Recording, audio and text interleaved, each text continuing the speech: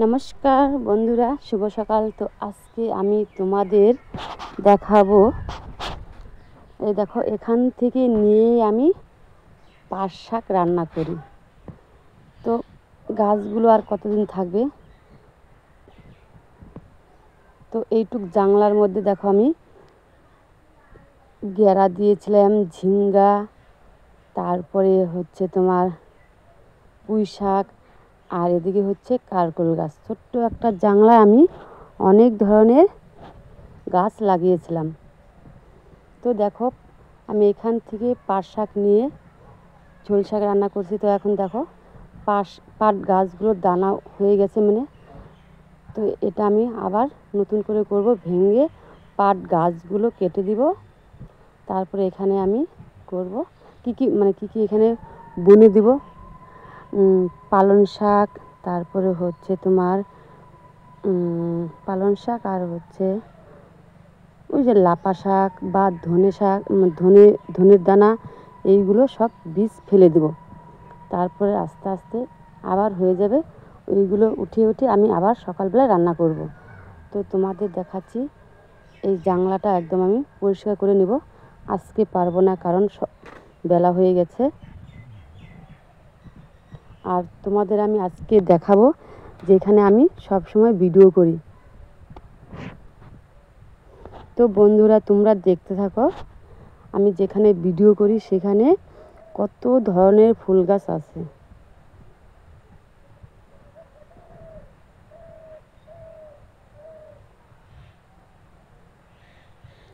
আর আমি এখানেই সবসময় ভিডিও করি। তো এটা হচ্ছে ফুলের নার্সারি।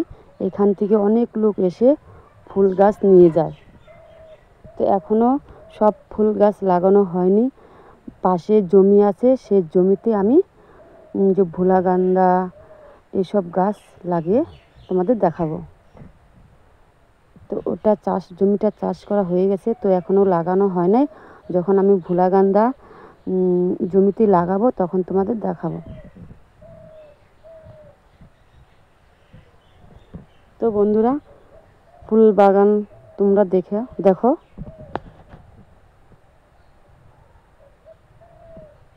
আর এখানে দেখো দুটো সুপারি গাছ আছে। ওই সুপারি গাছে এত সুন্দর গুলমরিচ গাছ।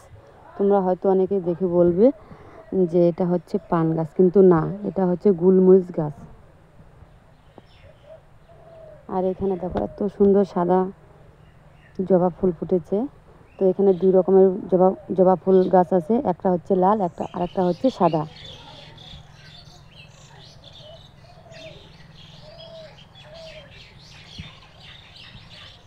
তো এটা হচ্ছে ঘরের পিছনে ফুলের নার্সারি করেছি। আর এদিকে হচ্ছে রাস্তার ধারে, তোমাদের দেখাচ্ছি। এটা হচ্ছে ঘরের পিছনটা, আমি যেখানে সবসময় ঘরের পিছনেও ভিডিও করি বা রাস্তার ধারেও ভিডিও করি। আর এবার চলে আসলাম রাস্তার ধারে।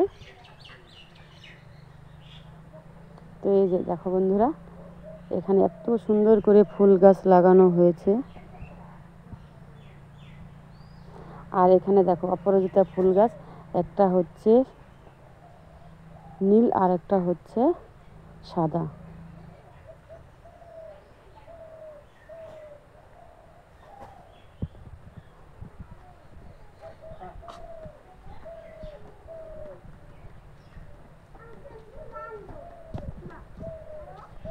তো বন্ধুরা, তোমরা দেখতে থাকো।